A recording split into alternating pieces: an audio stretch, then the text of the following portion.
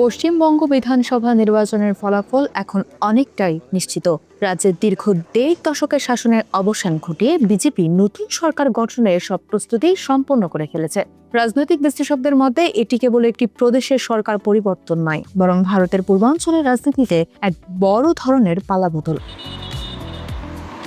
কিন্তু এই রাজনৈতিক ভূমিকম্পের কেন্দ্রস্থল কলকাতায় হলেও এর কম্পন তীব্রভাবে অনুভূত হচ্ছে বাংলাদেশে। সীমান্তের এপারের মানুষ আজ এক অদৃশ্য অনিশ্চয়তার মুখে দাঁড়িয়ে। পশ্চিমবঙ্গের এই নতুন রাজনৈতিক বাস্তবতা কি আমাদের জন্য কোনো বড় পরিবর্তনের ইঙ্গিত দিচ্ছে?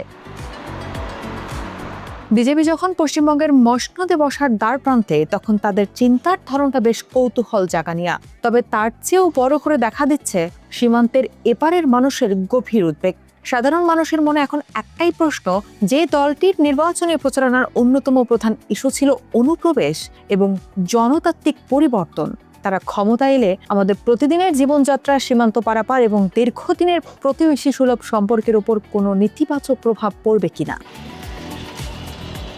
বাংলাদেশের জনমনে যে এই প্রবল উদ্বেগ তৈরি হয়েছে তার কারণগুলো কেবল অনুমান নির্ভর নয়।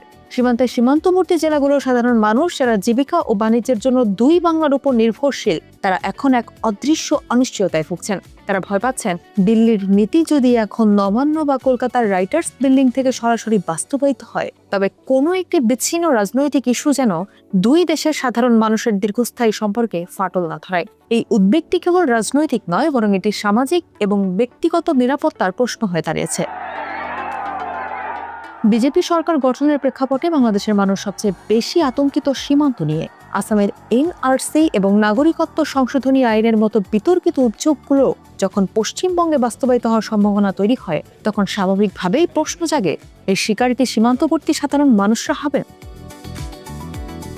যদি নতুন প্রশাসন অনুপ্রবেশ ঠেকানোর নামের সীমান্তকে আরও বেশি দুর্ভেদ্য বা কঠোর করে তোলে, তবে বৈধ পাসপোর্টধারী যাত্রী, ব্যবসায়ী এবং চিকিৎসার জন্য যাওয়া মানুষগুলোর দুর্ভোগ যে কয়েক গুণ বেড়ে যাবে তা বলাই বাহুল্য।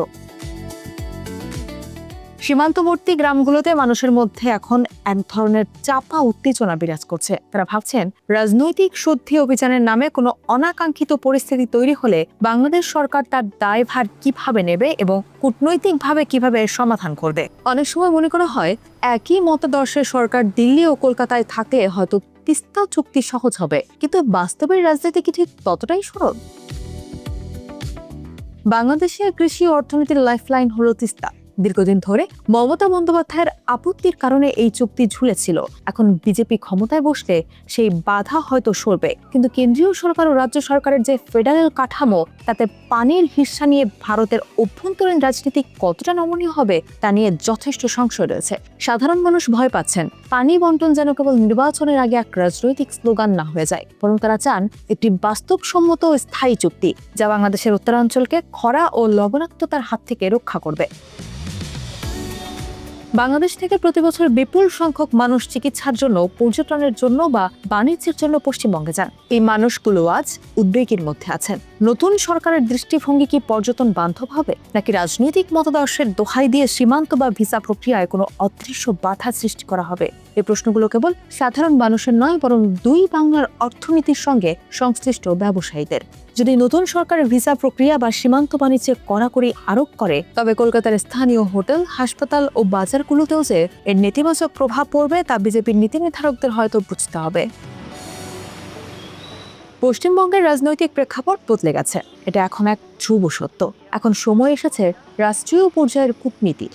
বিজেপির কেন্দ্রীয় নীতি এবং পশ্চিমবঙ্গের রাজ্য নীতির মধ্যে একটি নতুন সমন্বয় তৈরি হবে। বাংলাদেশ সরকার এখন পর্যন্ত যে ধৈর্য ও ভারসাম্যপূর্ণ কূটনীতি বজায় রেখেছে, তা আগামী দিনগুলোতে আরো বেশি পরীক্ষিত হবে। পশ্চিমবঙ্গের বিধানসভা নির্বাচনের ফলাফল বিজেপির জয় নিশ্চিত করেছে, কিন্তু বাংলাদেশের জনমনে যে উদ্বেগ ও আশঙ্কার জন্ম দিয়েছে তা উপেক্ষা করার উপায় নেই।